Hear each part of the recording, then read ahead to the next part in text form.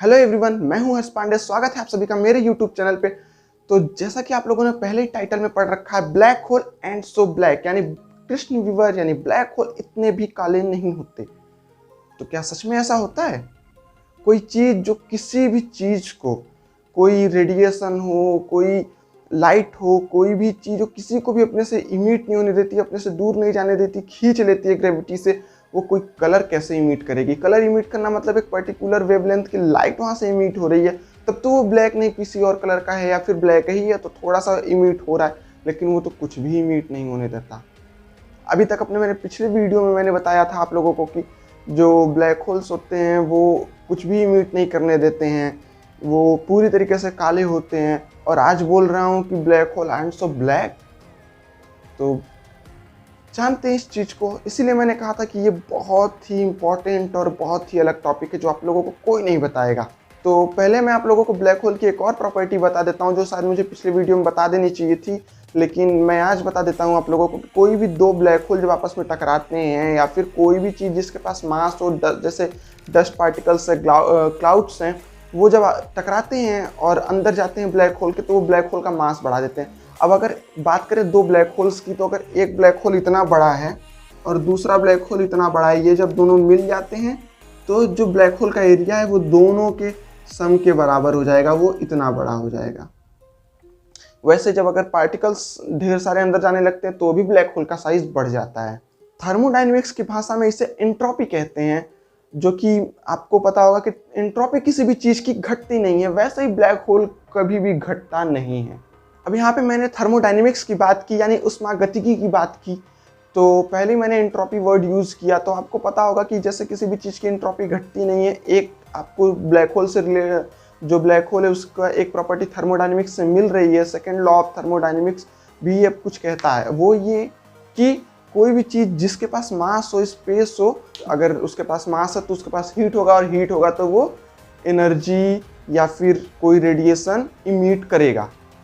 तो जानते हैं कैसे होता है ये? जब इस चीज़ को एक्सपेरिमेंटली प्रूव करने की बात आई तो बहुत सारे साइंटिस्ट इंक्लूडिंग स्टीफन हॉकिंस ने इस पर बहुत ज़्यादा एक्सपेरिमेंट्स किया, और उन्हें पता चला कि हाँ, ब्लैक होल जो होता है उसमें टेम्परेचर होता है थोड़ा सा, और वो इमिट करता है रेडिएशंस, लाइट रेज, पार्टिकल्स, पर वो इतने वीक होते हैं कि उन्हें नॉर्मली अपने आंखों से हम नहीं देख सकते। उनके लिए कुछ मशीनरीज चाहिए होती हैं, या फिर जैसे जो एक्सरे डिटेक्टर्स होते हैं, ये सब चीज़ों की ज़रूरत पड़ती है।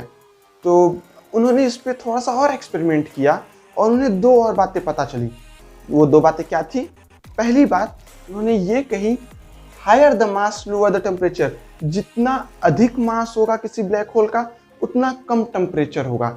इसका उल्टा भी कह सकते हैं, जितना कम मास होगा उतना अधिक टेम्परेचर होगा एक ब्लैक होल का। दूसरी बात उन लोगों ने बताई कि जो पार्टिकल्स होते हैं या जो भी रेज इमिट होती हैं ब्लैक होल से, वो ब्लैक होल के एकदम अंदर से इमिट नहीं होती हैं, बल्कि वो ब्लैक होल के बाहर इवेंट हॉरिजॉन के आउटर सरफेस के हल्का सा बाहर से होती हैं।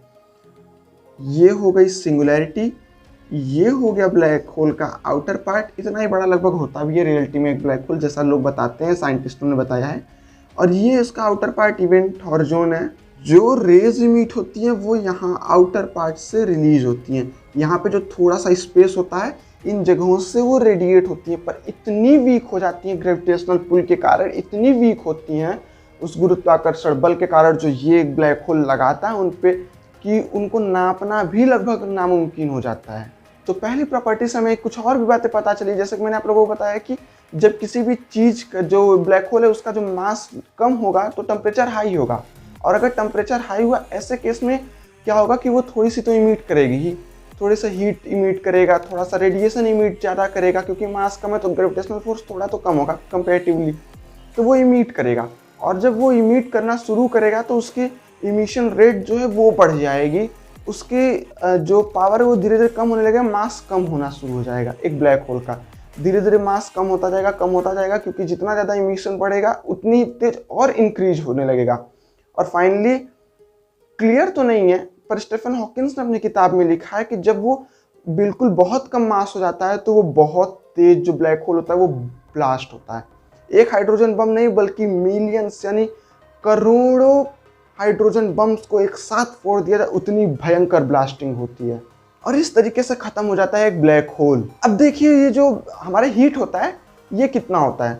तो अगर कोई जो ब्लैक होल है उसका मास हमारे सूरज से 7-8 गुना ज़्यादा बड़ा है, उससे और ज़्यादा बड़ा है, तो उनकी जो हीट होगी वो करीब 1 डिग्री का 1/1 करोड़वा भाग होगा। इतना डिग्री सेल्सियस होता है एक ब्लैक होल का टेम्परेचर।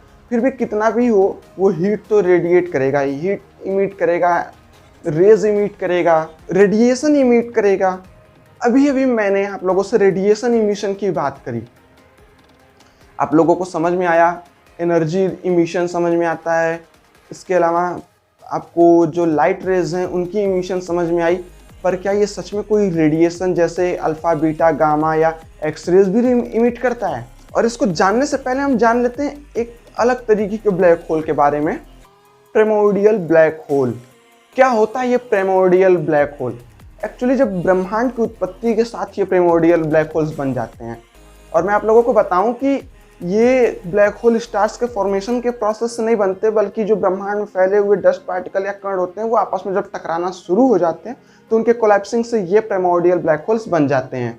इनका टेम्परेचर इतना हाई होता है कि इनसे जो हीट रेडिएट होता है, जो एनर्जी रेडिएट होती है, जो रेज का इमिशन होता है वो इतना ज़्यादा होता है कि अगर उसके पावर को एब्जॉर्व किया जाए तो वो 10 मेगावाट हो जाएगा, जो उनका रेट होता है।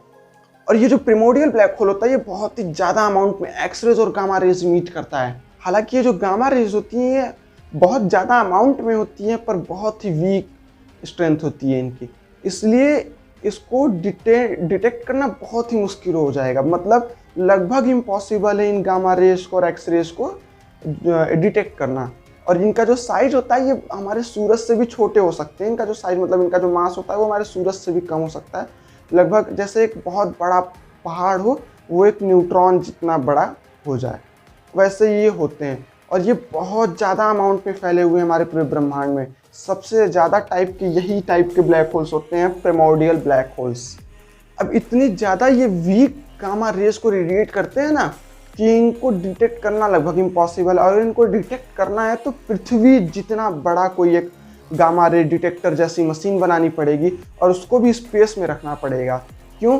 क्योंकि ये जो एक तो पहली बात तो उसे धरती पे रख दिया तो धरती ख़त्म, और दूसरी चीज़ ये है कि जो गामा रेज हैं वो इतनी वीक हो जाती हैं कि वो अर्थ के एटमॉस्फेयर को ही पेनिट्रेट नहीं कर पाती, उनको भी छेद के धरती तक नहीं पहुंच पाती। यानी उन्हें अर्थ के एटमॉस्फेयर के यानी 1600 किलोमीटर के ऊपर रखना पड़ेगा, पृथ्वी से 1600 किलोमीटर से ज़्यादा दूरी पे रखना पड़ेगा, उससे वो डिटेक्ट कर पाएंगी। और लगभग इतनी बड़ी मशीन बनाना अभी तो असंभव ही है, आज के हमारे साइंस के लिए तो इम्पॉसिबल है। हाँ, या फिर आप चाहो तो हल्क को भेज दो स्पेस में, वो भी गामा रेज से बना हुआ है, वो डिटेक्ट करेगा कहाँ से आ रहा है, उससे एब्जॉर्ब करेगा। तो अगर आप लोगों को आज की मेरी वीडियो अच्छी लगी हो तो प्लीज़ लाइक करिए, शेयर करिए और चैनल को सब्सक्राइब करिए। धन्यवाद।